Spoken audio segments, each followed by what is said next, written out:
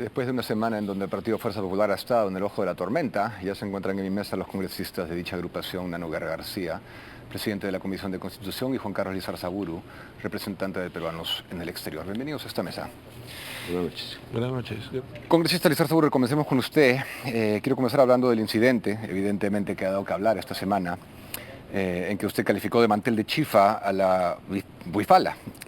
Esto ha abierto un debate que creo que es importante aclarar y tener, porque según dos personas expertas en la materia, en estudios prehispánicos puntualmente, la antropóloga Julia Schabauer y la historiadora María Rotzborowski, esta bandera no guarda relación alguna con el Tahuantinsuyo y fue creada recién en el 73 por el propietario de una radio cusqueña. Pero para obtener su reacción quiero revivir ese momento para que el público lo pueda ver. Los que nacemos en esta tierra somos originarios del Perú y amamos a nuestra bandera y pagamos nuestros impuestos. Déjense de hablar de originario y la bandera del Tahuantinsuyo, que fue una bandera ganada en un concurso radial de Radio Tahuantinsuyo hace décadas atrás, y en el 2009 en Bolivia la Huifala, ese mantel de chifa, fue adoptado por algunos resentidos sociales bolivianos. Entonces, por favor, dejémonos de hablar de origen y de tonterías, ya que no tienen nada de productivo para nuestro país. ¿Hay algún boliviano acá? ¿Hay algún boliviano? ¿Algún boliviano que le moleste mi declaración? Vale. Mantel de chifa. Bueno, primero que nada, gracias por haberme invitado a tu programa, Diego, y lo segundo es pedir disculpas al gobierno de Bolivia y a mis hermanos bolivianos. Yo no sabía que lo habían adoptado como emblema nacional, y yo no soy nadie para criticar y decir algo en contra de los emblemas patrios de cada nación. Y bueno, lo han adoptado, y eso ya sabemos que viene desde el 2009 por iniciativa de unos congresistas aymaras, y esto ya lo hemos visto quién creó, que es un señor Choquehuanca, que hizo 4 diseños, uno para cada suyo y uno grande para el Tahuantinsuyo, que es lo que llaman Huifala. Lo que me sorprende es que algunos congresistas hayan saltado a defenderlo de una manera vehemente a esta bandera que ellos dicen identifica a los pueblos aymaras, y no hayan defendido a nuestro pabellón nacional en el Parque Kennedy en Miraflores cuando fue pisoteado. Es una vergüenza, y bueno, te das cuenta ahí la doble moral, ¿no? Así es. No, de acuerdo, y está usted en todos sus derechos de reconocer lo que Bolivia ha acogido como propio y esto, pero vayamos al símbolo en sí. Y la aclaración, que es importante, y yo quiero dejarla acá a la gente, que ni el imperio incaico ni la cultura preincaica se utilizaron banderas distintivas al estilo europeo, y que esto no representa lo que se dice, es una creación política e ideológica de la izquierda. Una creación política e ideológica de la izquierda, y bueno, se han abrazado a ella con el tema del RUNASUR y la Gran Patria Grande. Yo no creo que a los puneños represente esa bandera. Yo a los puneños, a mis hermanos puneños, yo les diría Cepita, que es el nombre de este pueblo del departamento de Puno y el nombre de uno de los batallones más guerreros que tuvo el Perú en la Guerra del Pacífico, y que comandó casualmente el mariscal Cáceres cuando era coronel. El batallón Cepita estuvo conformado en su mayoría por puneños que defendieron el honor nacional y a la bandera del Perú. Yo voy a eso, porque los congresistas que se han ofendido no se ofendieron por Bolivia, se ofendieron por Perú, por los pueblos originarios, según ellos, de Perú, que esta bandera representa, y no es así. Estamos ante la construcción de un símbolo por la izquierda radical para utilización política e ideológica, no solamente aquí, sino a nivel internacional, desde luego. Totalmente. ¿En qué se estaba debatiendo? ¿Por qué salió a flote esto en su alocución? Mire, mira, Diego, es un exabrupto mío, propio del malestar que llevo desde el 2021, en septiembre. Yo comenté en el hemiciclo que estábamos perdiendo el tiempo en una lucha ideológica fratricida que no nos llevaba a ningún lado y no podíamos desarrollar las cosas en el Perú como deben de ser. Entonces ya llega un momento pues en que llega ese exabrupto y empiezo a hablar yo de que dejen de hablar de los pueblos originarios y dejar la verborrea absurda y estéril que están teniendo, y para lograr sus propósitos políticos. Y bueno, luego tuvo una intervención muy exaltada el congresista Bellido, en donde básicamente lo amenazó. Efectivamente, el congresista Guido Bellido lanzó una amenaza, pero inmediatamente yo fui a hablar con él. y me comentó que él tenía que dar un mensaje a su gente, que no lo tome a mal, que no pasaba nada, porque yo lo puedo denunciar a Ética por este hecho, pero la verdad es que a mí Guido Bellido, como se lo he dicho personalmente, soy un hombre de palabra, no lo haré, me cae bien, estamos en las antípodas políticas, pero no voy a tomar ningún tipo de acción contra él. O sea, en el momento lo tomó como una amenaza, pero después se han arreglado. Fui a hablar con él directamente de inmediato. Bien. Congresista Greg García, bienvenido. Hace bastante tenemos pendiente una charla y mucho que quiero tocar, ojalá nos acompañe el tiempo. Quiero partir preguntándole qué está pasando realmente al interior de Fuerza Popular. Hay diversas lecturas, pero quisiera yo que me lo explique. De los chats revelados no tengo que decirle que se leen muchas cosas que le voy a pedir que me lo aclare. Pero ¿por qué salieron el viernes antepasado con esa propuesta inesperada que ha fragmentado el bloque de derecha, si se le quiere llamar, aunque yo no creo que sea de derecha, pero si se le quiere llamar así, para adelantar las elecciones al 2023? Nosotros somos un partido que tiene una comisión política, y luego una comisión política ampliada, un comité ejecutivo, una bancada, y todos estos temas los hemos discutido a todos esos niveles. Nosotros tenemos una lectura de la realidad que difiere de la lectura de Avanza, de Renovación. Nosotros creemos que la situación actual es muy crítica y que se necesita cuanto antes unas elecciones para poder salir de esta crisis. Las crisis, se sale de muchas de las crisis cuando uno le da nuevamente el voto al pueblo. Nosotros no hemos cambiado ninguna posición.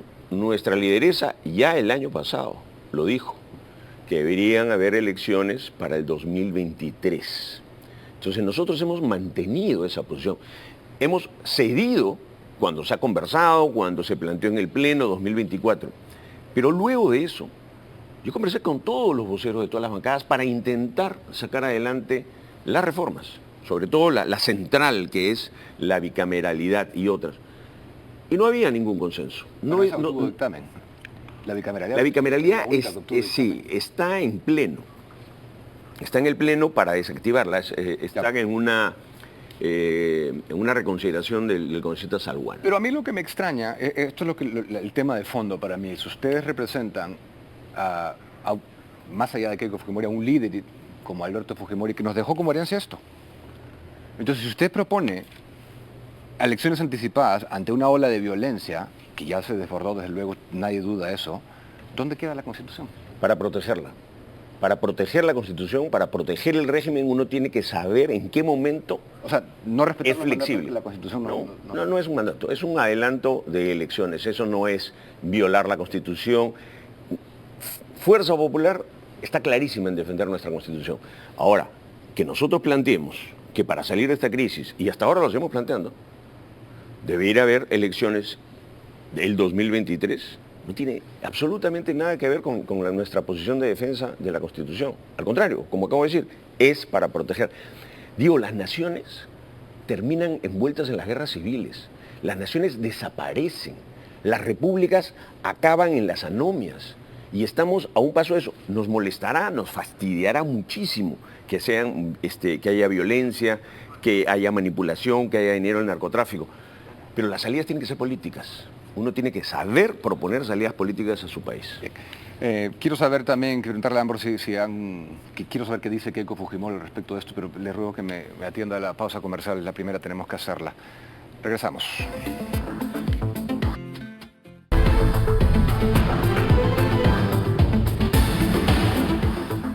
Seguimos conversando con los congresistas de Fuerza Popular, Ana Guerra García y Juan Carlos Lizarzaburu. No le he preguntado a usted si usted está de acuerdo con el adelanto de elecciones.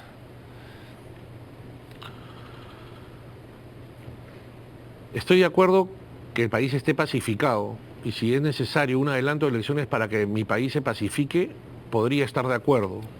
El país está entrampado en un caos y lo que tenemos que hacer es destramparlo y pensar como gente de Estado.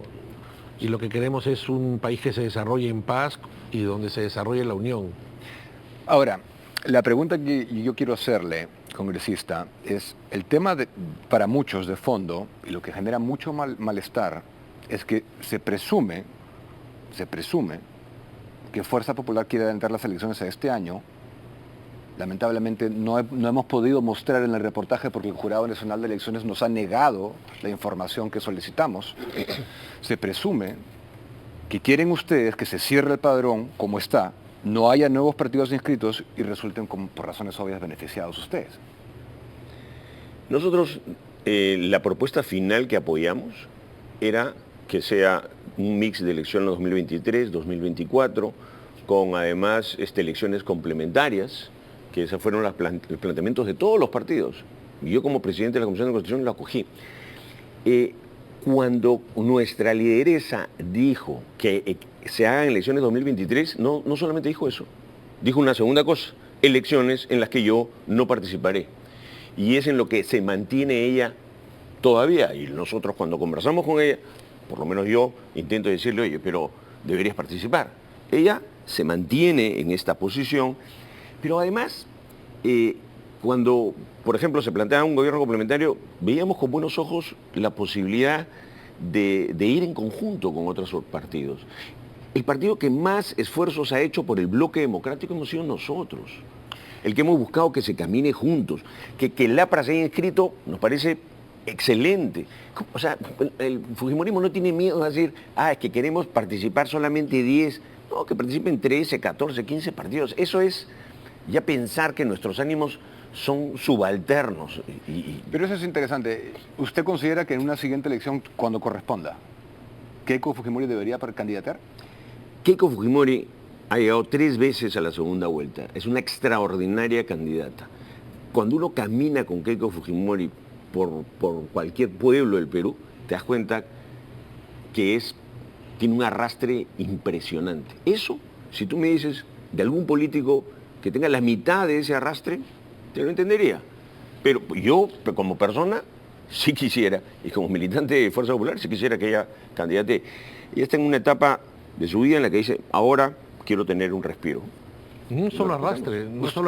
¿Usted cuál es su opinión? Keiko Fujimori es una persona que se ha recorrido el Perú íntegro 2 veces y sabe todas las necesidades de la patria.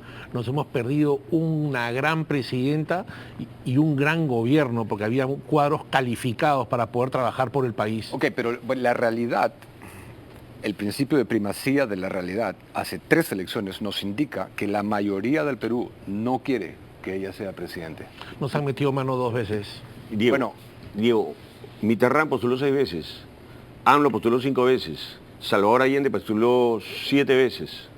Estoy diciendo 3 casos que me acuerdo. No son países comparables al Perú, en la coyuntura ha sido así, la herencia que nos dejara presidentes catastróficos cada vez que perdía Keiko Fujimori por el fenómeno del antifujimorismo. Llegará su momento. Es decir, pero para cerrar el tema de Keiko Fujimori se reivindican que no va a candidatear cuando sean las elecciones, o no es seguro todavía. Eso es lo que ella dijo cuando señaló y propuso el adelanto de elecciones al 2023. No tenemos por qué dejar de creerlo porque tampoco ha cambiado su posición, pese a que muchos dentro del comité ejecutivo le decimos deberíamos hacerlo, ¿no?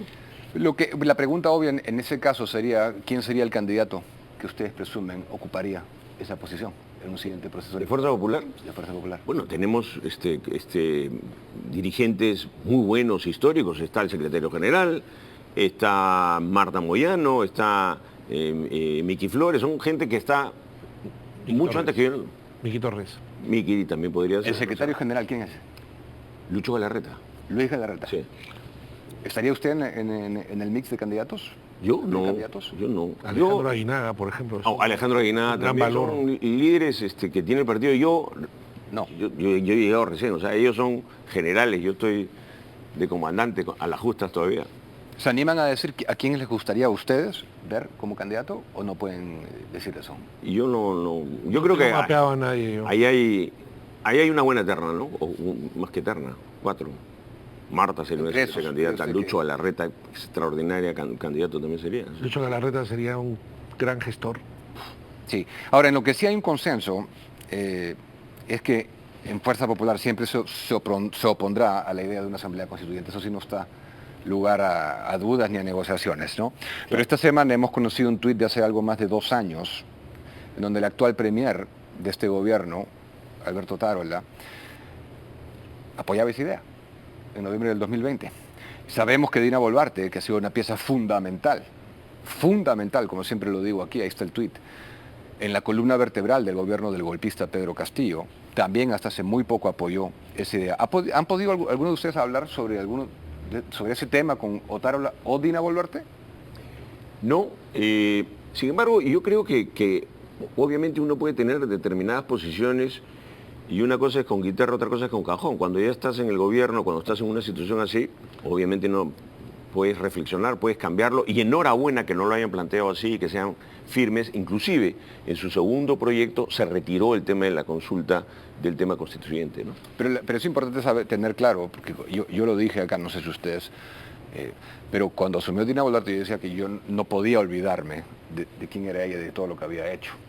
Y ahora constatamos que Alberto Otárola ha promovido activamente la idea de una asamblea constituyente. Entonces, una cosa es tratar de darle cierto apoyo político para que sea viable, sin ir muy lejos de su rol como jefe supremo de las Fuerzas Armadas, pero otra cosa es poder ignorar algo así, ¿no crees? No, Otárola pensaba eso en el 2020, el mapa y el escenario, la cancha ha cambiado, entonces las opiniones son otras ahora. Fijémonos, Acción Popular. Acción Popular ha dicho que su tema va a ser defender la Constitución, ¿no? Y él lo ha dicho en la Comisión de Constitución para justificar también sus votos. Y su candidato de campaña decía Asamblea Constituyente, ¿no? Sí. En la Comisión de Constitución, vale aclarar eso, no se ha archivado el proyecto de ley de adelanto electoral. No.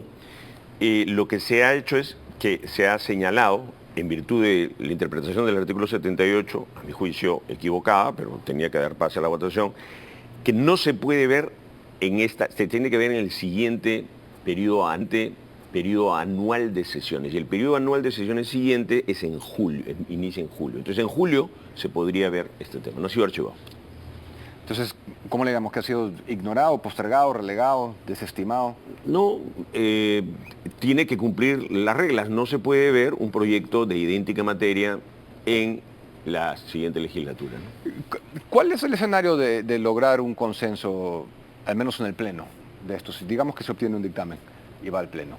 Porque ya, digamos, la izquierda absolutamente ha dejado claro que no va a negociar ya la Asamblea Constituyente, cosa que hasta hace poco no era el discurso. Ahora ya se quitaron la máscara y frontalmente dicen no hacemos nada que no contenga Asamblea Constituyente. ¿Cuál es la ruta a seguir entonces? Bueno, con la izquierda no puedes contar. Es muy deficiente sus análisis y sobre todo cuando tú quieres ver su exposición de motivos de los cambios en la Constitución, no saben qué decir. No hay que contar con ellos y hay que buscar un consenso con las demás fuerzas políticas para poder sacarlo adelante. En el caso que sí, efectivamente, digamos, hipotéticamente renuncie Dina Boluarte y recae sobre el general Williams, el plazo lo determinaría el Congreso. Ahí sí el plazo es casi inmediato, creo que son 4 meses. 4 meses. Pero eso no está estipulado. Eso no está No, estipulado, porque pero- al igual que Paniagua y Sagasti, Claro. el Congreso es el que determina. Claro. Pero quiero comentar lo anterior. A ver, lo que se ha dado en la Comisión de Constitución no este archivamiento, ¿no? Sino esta postergación expresa, porque la Comisión de Constitución expresa la correlación de fuerzas del Congreso. Y la actual correlación de fuerzas no quiere elecciones 2024. Unos con el pretexto de Asamblea Constituyente, porque la izquierda tampoco se quiere ir, su pretexto. Y otros, sobre su lectura de la realidad, dicen no debería ser 2024 porque hay que pacificar. Hay otros que no se quieren ir, también en el lado de acá, y hay algunos que dicen 2026 con toda sinceridad. Esa correlación, si ahora se sometiera a otro proyecto, si no hubiese el impedimento, ¿no?, de idéntica materia, imaginemos que volvería a trancarse nuevamente, no alcanzaría el total de votos. De acuerdo, pero a mí lo que me preocupa es lo que le comentaba a ambos al inicio de esta entrevista, que eso abre una puerta muy peligrosa para la historia del Perú, que quede un precedente de esa naturaleza y que cada vez que se desborda la violencia, vámonos a elecciones como solución. Y estamos validando como un método de toma de decisiones la violencia en este país. Hay formas de salir de crisis. Algunos dicen que hay que, tirar para adelante, poner mano dura. Otros pueden pensar que la mejor salida... Yo siempre creo que la mejor salida es consultarle al pueblo. Y esto no es referéndum puro, plebiscitario, sino elecciones totales. Pero ¿cuál sería el motivo? ¿El motivo? A ver, tenemos una crisis causada por Castillo, tenemos un Congreso entrampado, lamentablemente deslegitimado, en lo que han contribuido propios congresistas, el mismo Ejecutivo y los medios de comunicación. Entonces, cuando tú tienes una situación así y no quieres precisamente, no quieres que se diga que es un momento constituyente, sales a elecciones. Añádele que tienes el desarrollo de la izquierda violenta, por otro lado, que te empieza a azuzar la calle, a mover distintos puntos del país. Sí, bueno, yo como les digo, creo que eso abre una puerta bien peligrosa y ojalá que no tengamos que entrar en una espiral, porque pareciera no ser la primera vez que estamos tomando decisiones de esta naturaleza por grupos violentistas. Bueno, a ver, podríamos además hacer algunas correcciones a la Constitución para mejorar algunos desequilibrios, etcétera, pero no se pueden. Reforma. Porque no van a tener los votos por la reforma, porque la izquierda va a decir, si no hay mi Asamblea Constituyente, no hay ninguna reforma. O sea, es un entrampe. Y los entrampes deben desentramparse de alguna manera, sí, con voluntad política, ¿no? Bien. Muchas gracias, Amos, por estar acá. Y para terminar, esta semana dio que hablar, evidentemente, y en este canal, Beto Ortiz lo llamó gato con botas. ¿Cómo le quedó ese apelativo? La vida me enseña cada día aprendo cosas nuevas. He aprendido que no debo de hablar de terceras personas en los chats y lamento profundamente que haya salido esto a la luz, y también le pido disculpas públicas a Beto por lo que ha leído y por lo que ha salido, y adelante, a seguir aprendiendo. Y esta noche me voy a cenar un chifita. Pero el apodo estuvo bueno, fue gracioso, tiene que reconocer. Sí, bueno, por lo menos... Yo también se pone chapas, ¿eh? A ti te dijeron gato con botas, a mí Beto me ha dicho rapaillas y jarabe. Peor todavía. Bien.